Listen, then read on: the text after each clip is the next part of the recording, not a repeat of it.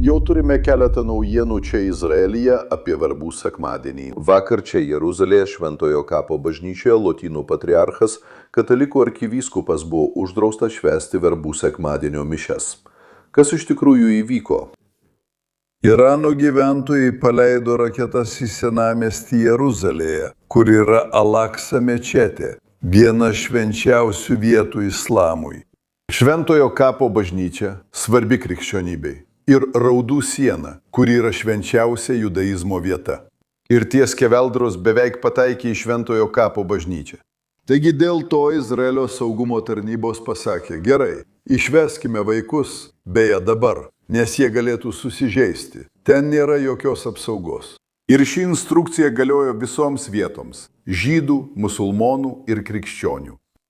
Ir tai buvo priežastis, kodėl budintis policininkas pasakė, ai gerai, aš taikau tai ir patriarchui. Dabar žiūrėkite, manau, kad taip ir buvo. Aš suprantu rūpestį dėl jo saugumo. Ir tai buvo vienintelis rūpestis. Nebuvo jokio piktavališkumo ar blogos ketinimų, priešingai nei teigia spauda. Tačiau vis tiek, vos tik sužinojęs, iškart daviau nurodymą. Ne, patriarchas turi būti visiškai laisvas atvykti su savo grupe ir atlikti savo apeigas taip, kaip nori. Ten yra rizika ir mes stengiamės ją sumažinti. Taigi, bandau išgyventi šventinį laikotarpį. Stengiuosi, kad kai kurie tikintieji galėtų melstis tose vietose, bet ribotų skaičiumi. Žydų vietos. Taip pat riboti žmonių skaičių, kad jei įvyktų išpuolis, būtų sužeista kuo mažiau žmonių. Taigi iš tikrųjų yra priešingai. Noriu pasakyti, mūsų tikslas yra apsaugoti krikščionis. Norime apsaugoti visų tikėjimų tikinčiuosius. O mūsų politika buvo visiškai palanki krikščionims, visiškai priešinga šmeižtui, kurį bando mums primesti. Pažvelkite į artimuosius rytus ir pamatysite, kad visose šalyse krikščionių skaičius mažėja. Jų skaičius mažėja, tiesa? Eles são oprimidos. Jie, žinote, labai prastoje padėtyje, daugelis jų išvyksta. Vienintelė vieta, kur krikščionių populiacija išaugo ir krikščionių bendruomenė klesti, yra ten, kur krikščionis teisėjas dirba aukščiausiame teisme, kur jie yra Knesete, mūsų parlamente, kur jie yra mūsų pramonės lyderiai. Jie pirmauja aukštojo mokslo rodikliuose. Tai vyksta dėl politikos, kurią aš vadovauju, dėl mūsų bendros politikos susijusios su religinė laisvė. Ir taip pat dėl mūsų artimumo krikščionybei. Esu nustebęs, kad pasaulis nesmerkė Irano už išpuolius prieš islamo, krikščionybės ir judaizmo šventovės bei šventas vietas. Tai buvo žiniasklaida tai ignoruoja. Jie to nedarė per 12 dienų karą tokiu pačiu mastu. Taigi jie to nedarė per 12 dienų karą, bet dabar daro. Ir jie taikosi būtent į šventas vietas sename mieste, kur yra pagrindinės 3 monoteistinių religijų šventovės. Ir jie elgiasi taip visiškai nebaudžiamai. Taigi manau, kad imamės apsaugos priemonių. Bet absurdiškai yra tai, kad mus kaltina tuo, kad saugome krikščionis. Tai yra klaidinga, melas ir šmeižtas. Izraelis nėra prieš krikščionis. Tai yra vienintelė šalis artimuosiuose rytuose, kuri juos gina. Tiek Nigerijoje, tiek Sirijoje ar bet kur kitur. Mes juos saugome, nes taip elgiamės su žmonėmis, ypač su mūsų krikščionimis draugais. Mes jau esame šiame kare šiek tiek daugiau nei mėnesį.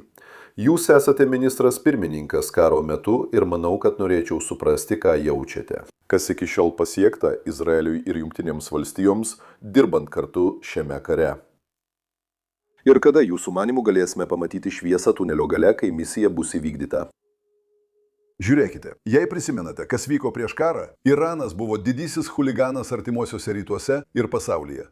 Jis buvo pagrindinis valstybinio terorizmo rėmėjas keliose žemynuose, įskaitant ir vakarų pusrutulį. Beje, kartu su Venezuela ir kitais, jie nužudė ir sužalojo daugiau amerikiečių, nei bet kokia kita jėga per pastaruosius dešimtmečius. Tūkstančiai žuvusiųjų Afganistane dėl iraniškų improvizuotų sprogstamųjų įtaisų, kurios bombardavo ambasadas ir 2 kartus bandė nužudyti prezidentą Trumpą. Jie vis dar bando jį nužudyti.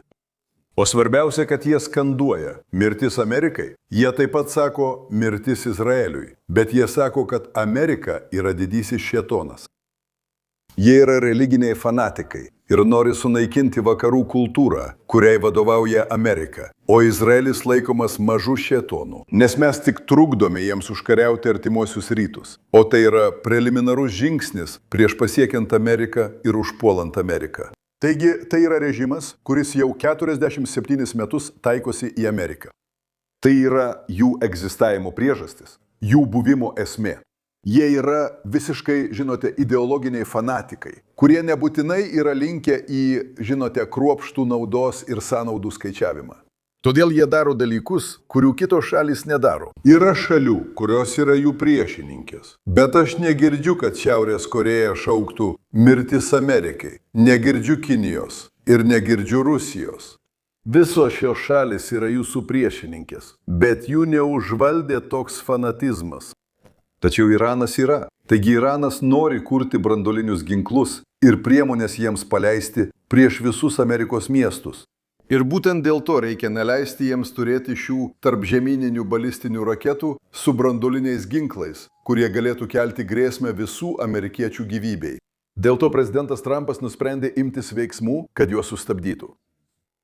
Ir manau, kad jūs neseniai gavote tam tikrą atpildą dėl beveik tikslaus smūgio į Diego Garcia, tiesa? 2500 mylių nuo Irano? Niekas nemanė, kad jie turi raketą galinčią pasiekti ar prasiskverbti tokiu atstumu. Taip tai įvyko. Tai nebuvo tarpžemyninė balistinė raketa, bet buvo labai panaši.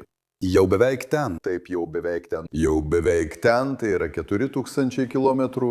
Ir aš jau kurį laiką ginčijuosi, žinai, savo Europos kolegoms, kurie parodė nepaprastą silpnumą. Dauguma jų, ne visi, bet dauguma, nepaprastą silpnumą. Tai režimas, kuris sako, kad Amerika yra didysis šėtonas, Izraelis mažasis šėtonas, tiesa?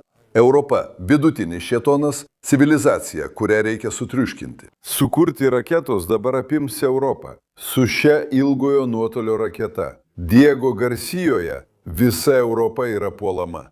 Taip, ir klausimas, ar vakarai pabus? Ir nors tai nėra akivaizdu, Čerčilis tai pavadino demokratijų mieguistumu. Jis sakė, demokratijos užmiega ir sugeba pabusti tik nuo aštraus pavojaus signalo. Kažko, kas jas kažkaip pažadina. Na, galbūt tai jų neprikels, nes Iranas siekia įsigyti branduolinių ginklų ir priemonių jiems paleisti. Vašingtone, Niujorke, Los Andžele ir visur tarp jų, taip pat Londone, Paryžiuje ir Berlyne. Ir niekas nepabudo. O aš bandžiau tai pasakyti. Na, tikiuosi, kad dabar jie bunda. Bet papasakosiu jums apie žmogų, kuris buvo pabudęs ir jam nereikėjo būti žadinamam. Tai Donaldas Trumpas. Taip, jis pasakė prieš 40 metų. Jis sakė, kad Iranas yra didžiausia grėsmė. Kai buvo paimti įkaitai Amerikos ambasadoje, jis pasakė, šiam režimui reikia pasipriešinti. Jis man kalbėjo apie būtinybę užkirsti kelią Iranui įsigyti branduolinių ginklų ir buvo labai aiškus. Jis pasitraukė iš pražūtingos sutarties su Iranu, kuri atvėrė kelią branduoliniam arsenalui. Jei ta sutartis būtų buvusi įgyvendinta ir jis nebūtų pasitraukęs, jie jau turėtų branduolinius ginklus su tarptautiniu pritarimu. Kiek prieš karą Tatena pranešė, kad Iranas buvo vos už kelių savaičių nuo ginklams tinkamo lygio pasiekimo. Visa reikalinga plutonio kiekį branduoliniai bombai. Taigi buvo grėsianti grėsmė, o dabar jie sako, kad vis dar turi 60% ginklams tinkamą lygį. Tai tikra? Ir jie yra, taip, mes vis artėjame. Ar manai, kad labai svarbu sužinoti, kur jis yra ir koks jo likimas? Įdiek arba užtikrink transportavimą. Kokia dabartinė plutonio būklė? Na, manau, kad tai yra pagrindinis tikslas. Sumažindami Irano raketų pajėgumus ir sunaikindami šių ginklų gamyklas, mes taip pat sunaikinome daug jų centrifugų ir tiekimo liniją. Kad gamintų sodrintą uraną, jie vis dar turi sodrinto urano atsargų. Ir tai yra pagrindinis prezidento Trumpo reikalavimo akcentas. Jis sako, pašalinkite tai iš čia, žinote. Arba atiduokite galbūt Izraelio kariuomeniai, galbūt kitiems, bet pašalinkite tai iš Irano. Ir tai yra pagrindinis didžiosios dalies šių derybų akcentas šiuo metu. Tačiau Irane sklinda gandai, kad jie nori paspartinti procesą. Jei jie turėtų plutonio, kad greitai gautų bombą, ar manote, kad tai įmanoma? Manau, kad jiems kils sunkumų dėl ankstesnės operacijos. 12 dienų karas, kurį mes vadiname kylanti linija, o dabartinės pastangas, kurias jūs vadinate epiniu įniršiu, mes vadiname riaumojančiu liūtu. Dėl šio amerikiečių ir izraeliečių bendradarbiavimo prisiminkite, kad mes sunaikinome jų pagrindinius branduolinius mokslininkus. Mes juos pašalinome, beje, įskaitant 12x12 dienų karą ir dabar dar 4. Taigi dabar žinios, kurias žmonės mano turintys, arba kurios atrodo akivaizdžiai yra jų ir panašiai, nėra tokios lengvai prieinamos. Jie to neturi ir turi kitų problemų. Mes juos sulaikėme. Na, manau, svarbu paklausti, žinote, kas vyksta? Ar pasaulis gali tiesiog stovėti sudėjęs rankas, kaip iki šiol, sakydamas, gerai, turime šį fanatišką režimą Irane, kuris žudo savo pačių žmonės, nekaltus 10 tūkstančių, žudo ir žiauriai sužaloja visus, žudo žmonės be jokio sąžinės graužimo. Ir šaukdamas mirtis Amerikai, stabdydamas pasaulio energijos rautus ir norėdamas sunaikinti jūs ir mus. Ar jūs norite tiesiog stovėti ir sakyti, viskas gerai, geriau to nedaryti, nes gali pakilti naftos kaina? Bet įsivaizduokite, kai jie gaus tos branduolinius ginklus. Tiesiog pažiūrėkite, ką jie daro dabar. Jie bombarduoja visas šalis, kurias mato, įskaitant Europos šalis. Kipras, tiesa, Hezbollah, jie visą tai daro be branduolinių ginklų. O dabar pagalvokite, koks būtų pasaulis, jei jie turėtų branduolinių ginklų. Ir būtent tai prezidentas Trumpas, taip, su mano parama ir mūsų partnerystė, siekia užkirsti kelią. Prezidentas Trumpas, kaip žinote, visiškai susikoncentruoja, kai pamato problemą, jis tikrai susitelkia ir niekas nesutrukdys jam išspręsti tos problemos. O problema, į kurį jis dabar tikrai susitelkęs, yra būtent tas, kurį ką tik paminėjote. Ne, teisingai. Hormūzo sąsiauris. Ir jis labai nerimauja, kad jis liktų atviras. Kol kas atrodo, kad iraniečiai jį laiko smaugimo tašku. Kaip manote, jūs ir Jungtinės valstijos galėtumėte atverti šį sąsiaurį taip, kad Iranas nebegalėtų užgniaužti energijos tiekimo? Girdėjau, kad beveik 1000 laivų laukia, kol galės kirsti vandens kelią. Kaip galime atverti šią perėją? Tvirtai tikiu, kad tam yra karinių sprendimų. Jungtinės valstijos vadovauja. Ir šiuo metu nenoriu gilintis į šią konkrečią temą, bet manau, kad žinote, pokario laikotarpiu yra dalykų, kuriuos girdžiu iš arabų šalių ir taip pat iš Jungtinių valstijų. Ir manau, kad tai įdomios ir įgyvendinamos idėjos, kaip nukreipti visus naftotiekius ir dujotekius iš Persijos įlankos, kur iraniečiai turi strategiškai svarbų geografinį smaugimo tašką. Į vakarus, per Saudo Arabiją iki Raudonosios jūros ir ten aukštyn iki Viduržemio jūros uostų, mūsų uostų, Izraelyje. Ir todėl jūs paprasčiausiai apeinate geografinį butelio kaklelį. Taigi, jūs turite neatidėliotiną problemą dėl įlankos atidarimo, bet ir ilgalaikę problemą. Ilgalaikis interesas pasinaudoti geografinę padėtimi. Būsime daug blogesnėje situacijoje, kai jie sukurs branduolinius ginklus ir kitus ginklus, kurių jie siekia. Nes tai bus Persijos įlankos valstybių pabaiga. Tai bus daugelio valstybių pabaiga. Taigi iš tikrųjų daugelis jų skatina Jungtinės valstijas paspartinti veiksmus prieš Iraną, kad Iranas neužimtų šių strategiškai svarbių taškų. Mes girdime per Newsmax, kad tas paspartinimas gali reikšti Amerikos sausumos pajėgų panaudojimą. Artimiausiuose salose prie Hormūzo sąsiaurio, pakrantės zonose ir Kargo saloje, kuri kontroliuoja 90% naftos išeinančios iš Irano. Ar manote, kad prezidentas Trumpas įsakytų siųsti kariuomenę į šią teritoriją? Ir kaip manote, kiek sėkminga galėtų būti tokia operacija? Šį klausimą palieku jam ir tikrai nesivelsiu į šią taktinę diskusiją, kuri yra labai svarbi ir reikšminga. Būsime daug blogesnėje situacijoje, kai jie sukurs branduolinius ginklus ir kitus ginklus, kurių siekia. Nes tai bus Persijos įlankos valstybių pabaiga. Tai bus daugelio valstybių pabaiga. Taigi iš tikrųjų, daugelis jų skatina Jungtinės valstijas paspartinti veiksmus prieš Iraną, kad jie neužimtų šių strategiškai svarbių taškų. Ačiū. Mes girdime per Newsmax, kad dalis šio paspartinimo būtų Amerikos sausumos pajėgų panaudojimas. Artimiausiuose salose prie Hormūzo sąsiaurio, pakrantės zonose ir galbūt net Kargo saloje, kuri kontroliuoja 90% Irano naftos. Ar manote, kad prezidentas Trumpas įsakytų siųsti kariuomenę į šią teritoriją ir kiek sėkmingas galėtų būti toks veiksmas? Paliksiu šį klausimą jam ir tikrai nesiruošiu įsitraukti į šią taktinę diskusiją, kuri yra svarbi, bet revoliucinės gvardijos. Tai tarsi atimti gamyklas iš SS. Žinote, jei norite. Taip, žinote, žmonės nežino istorijos. Tačiau egzistavo nacistinis režimas su kariuomenė, Wehrmachtu ir taip pat avangardinėmis pajėgomis, kurios buvo SS. Šio režimo šturmo pajėgos yra revoliucinė gvardija ir basidžai. Jie tuo ir užsiima, terorizuoja savo pačių tautą. Taigi, kai smogėme tam plieno gamyklai, mes smogėme svarbiam tironijos ekonomikos elementui. Ir akivaizdu tai jiems kenkia. Beje, ten yra daug nesutarimų. Jie dabar tarpusavyje kalbasi ir viešai kritikuoja vieni kitus. Ar matei tai? Tai tikrai neįtikėtina. Norėčiau 2 šio karo rodiklių. Vienas jų – procentais. Jei tikrumas yra tas, kad karas baigėsi, mes sustabdėme branduolinę programą ir sutramdėme Iraną, kur dabar esame, jei 100% reikštų karo pabaigą? Kiek savaičių tavo manimų reikėtų, kad pasiektume 100%? Aš tam nenustatau grafiko. Manau, kad jau daug ką pasiekėme. Daug ką. Mes tikrai susilpninome tą režimą. Tikrai smarkiai juos smogėme. Smogėme į RGC.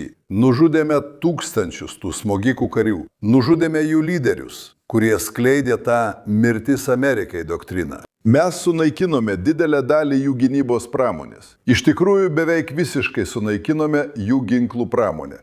Taip, visa pramonės bazė. Sunaikinome visas gamyklas. Ištisas gamyklas. Taip ir yra. Ir pačios branduolinės programos, taigi tikrai jau daugiau nei pusė padaryta, bet aš to neplanuoju. Bet ar tai tikrai tokia problema, kaip tau atrodo? Jau įvykdyta daugiau nei pusė misijų, bet ne pagal laiką, be detalių apie tvarkaraščius. Ar manote, kad tai gali tapti lėtinė problema, kad daugelį metų turėsime kontroliuoti Iranus už jūs, kad jie neatstatytų savo karinės infrastruktūros? Manau, kad jei žinote, tai priklauso nuo Irano žmonių. Jie turi atsistoti ir nuversti šią valdžią. Jei tai dar neįvyko, gali įvykti vėliau. Gali įvykti po karo. Tai yra, jūs matėte ten vykusias riaušes. Šypsotės? Kokia nors problema? Na, mes matome, kad žmonės norėtų juos nuversti. Jie nekenčia vieni kitų. Daugelis iraniečių nori nuversti šį režimą. Aš.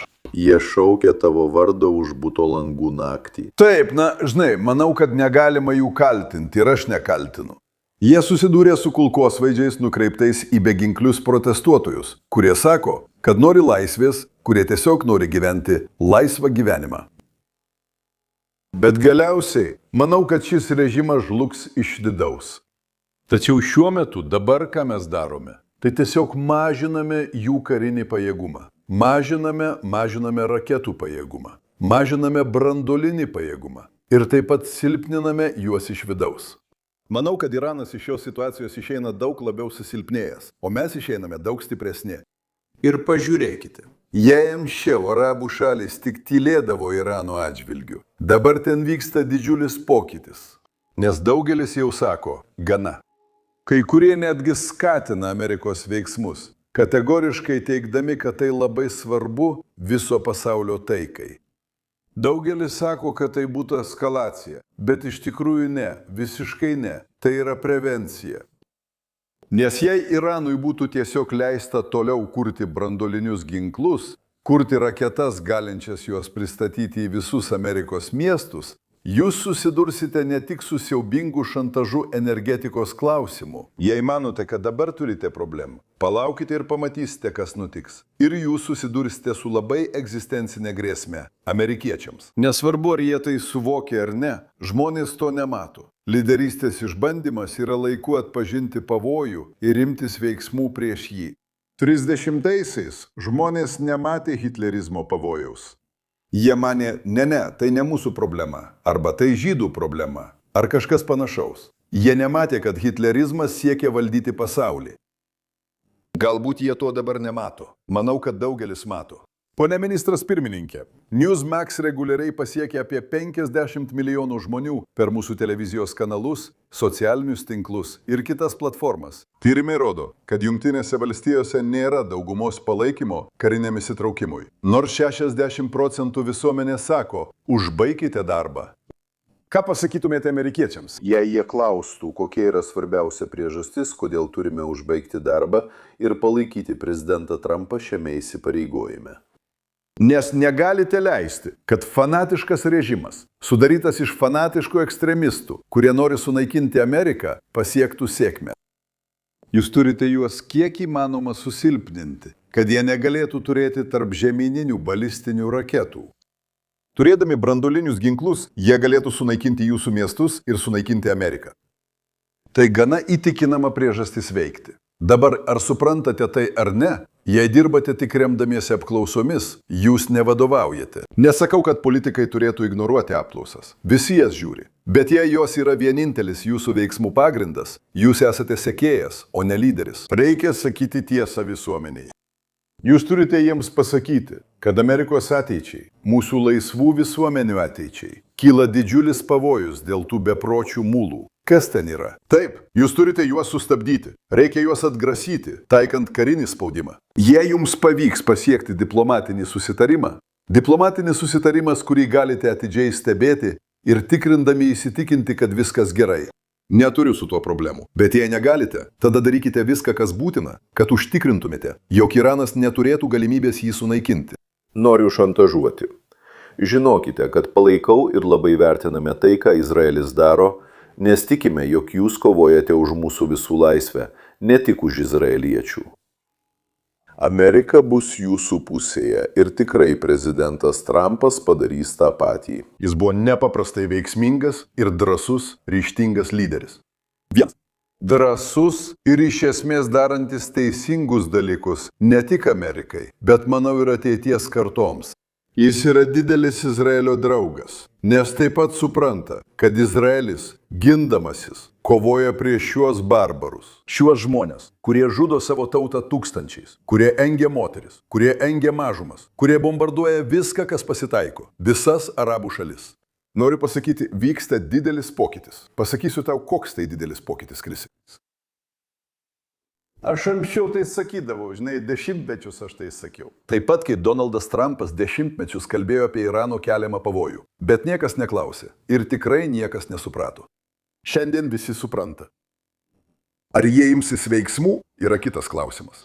Bet pirmas dalykas yra tai, kad jie suprastų, jog tai yra siaubingas režimas, kurį reikia sustabdyti ir užkirsti kelią jo piktavališkiams ketinimams. Ir manau, kad mums labai pasisekė, jog prezidentas vadovauja tam. Ir manau, kad Izraeliui labai pasisekė turėti tokią artimą partnerystę su Jungtinėmis valstijomis. Daugelis amerikiečių supranta, kad Izraelis yra gerietis. Žinote, geriečiai susibūrė su geriečiais. Jie susivienyje prieš blogiukus. Pažiūrėkite, kas palaiko Iraną? Aš net nenoriu apie tai kalbėti, beje. Palestiniečiai palaiko Iraną, o Izraelis yra barbarų pusėje. Geriečiai susibūrė su gerais banditais. Jie susivienyje. Ir mes kovojame dėl vidurio. Bet vidurys turi suprasti vidurį. Aš kalbu apie Europą, kuri parodė nepaprastą silpnumą. Žinote, kaip stručiai slepia galvą smėlyje. Kad suprastumėte, ką sako Jungtinės valstijos, Izraelis ir dabar Persijos įlankos valstybės, tai yra kova.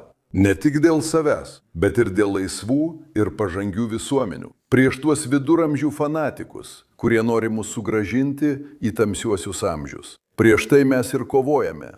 Girdėti amerikiečių sakant, kad Izraelis yra priešas, yra klaidinga. Jis nėra jūsų priešas, jis yra jūsų geriausias draugas. Ir vienintelis kovos sąjungininkas prieš bendrus priešus, pasirengęs ginti. Tai, kuo mes ir amerikiečiai tikime ir vertiname, ir mes tai darome visiškai nesivaržydami. Turiu pasakyti, žinote, taip, jūs sakote, kad nieko negalima padaryti, kovojant su tomis sąmokslo teorijomis ir tas beprotybės. Taip, kurios užvaldo Amerikos politikos pakraščius. Bet manau, kad galima kažką padaryti. Pirmiausia, daryk tai, kas teisinga, o tada pasakyk, kaip mes tai darome čia. Ir dėkoju už galimybę, kurią man suteikėte. Kalbėti atvirai ir nuoširdžiai. Ačiū, kad buvote su mumis per Newsmax. Šiandien ir toliau pranešinėsime naujienas ir pateiksime amerikiečiams tiesą, kurią jie turi žinoti. Ačiū, Krisai. Ačiū.